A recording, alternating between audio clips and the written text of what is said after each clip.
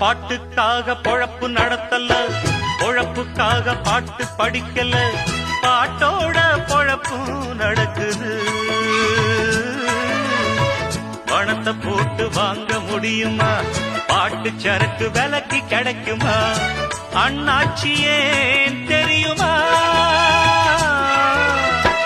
நூல போல சேல சேல முன்னோருங்க தந்த மூட சந்தையில வாங்கவில்லை, என் கையில ஏதும் இல்ல, வேறென்ன நானும் இங்கு சொல்ல.